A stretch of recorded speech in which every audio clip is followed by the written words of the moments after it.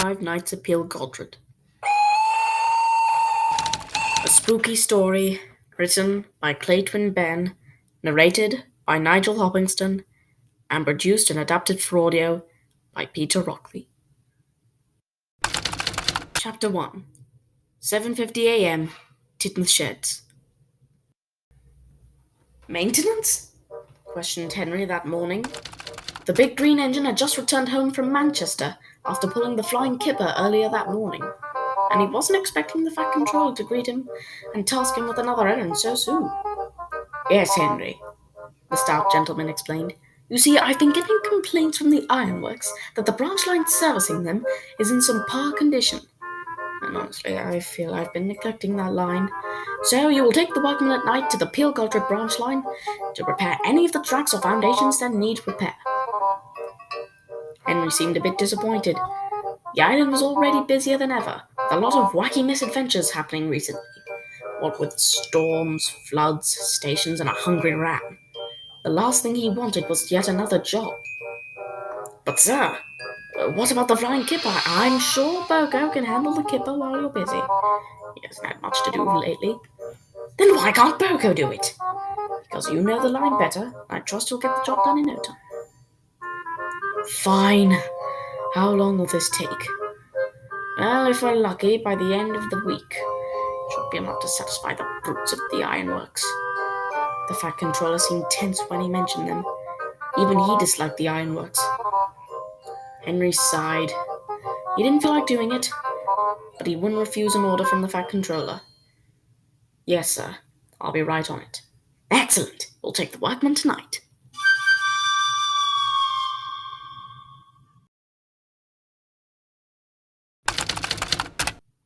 Chapter 2. 4:00 p.m. at Crovan's Gate. Oh, and of course I had to be chosen, complained Henry to Duke that morning at the station as their passengers began to board the trains. If I wasn't tired of the workload already, I'm now exhausted. Why'd the Fat Controller have to choose me? Well, maybe because you know the line better than most engines, Duke replied. The old engine was tired of Henry's moaning and sought it to end. You've been here for years, and that should come with experience. You know better than to make a fuss about work. That would never suit his grace. Henry rolled his eyes. You and his grace. At least you and his grace aren't going to the Godred line at night and waiting for hours on end for the workmen to check the sleepers and whatnot. Henry glanced over to see Duke's reaction. But to Henry's surprise, the old engine was surprisingly quiet. Pale, even. Did you say the Godred line? Henry raised a brow. Yes. That's where the maintenance has to be done.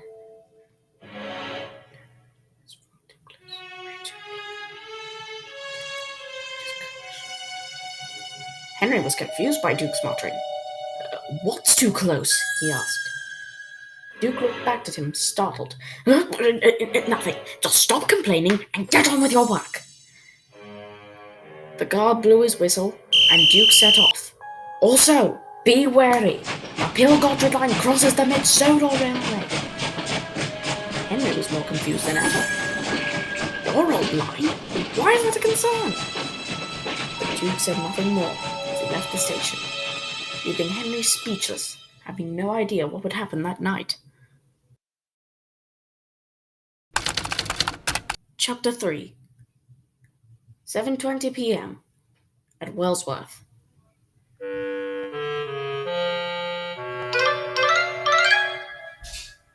Henry was still confused that night as the workmen began to enter the train and load up their supplies. They prepared to make their first trip that week to the Godred branch line. Henry was still trying to make sense of what was said at Crovan's Gate. Edward the Blue Engine had finished his work for the night and reversed beside Henry. You seem a bit tense, the Blue Engine commented.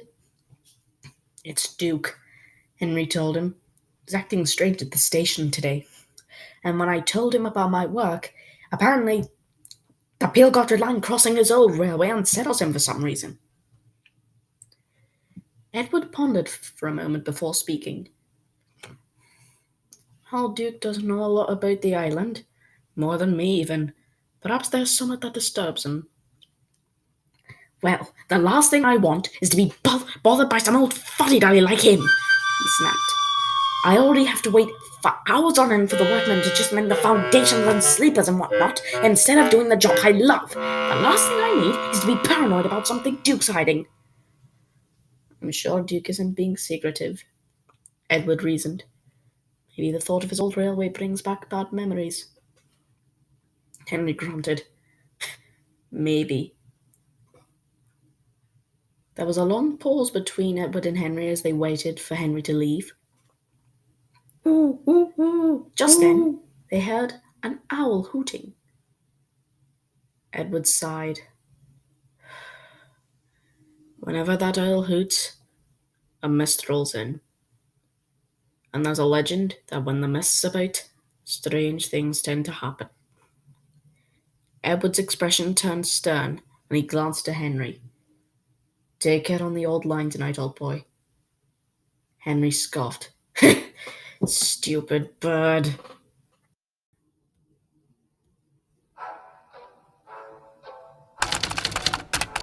Chapter 4. 8 p.m. at Kildane Junction. After everything was ready, Henry had set off and whistled out to Edward.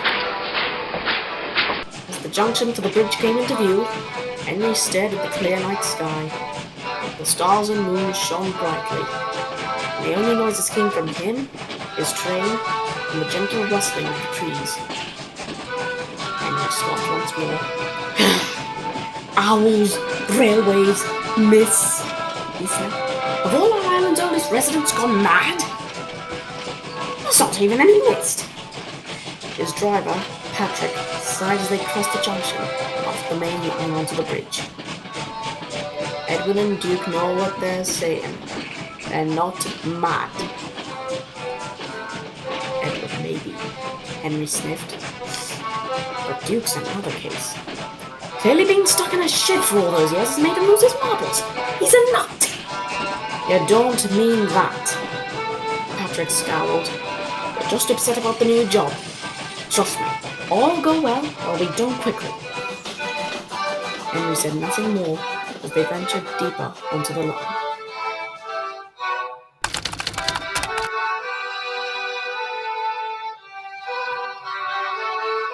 As they trekked further down the line, Edward's words seemed to come true.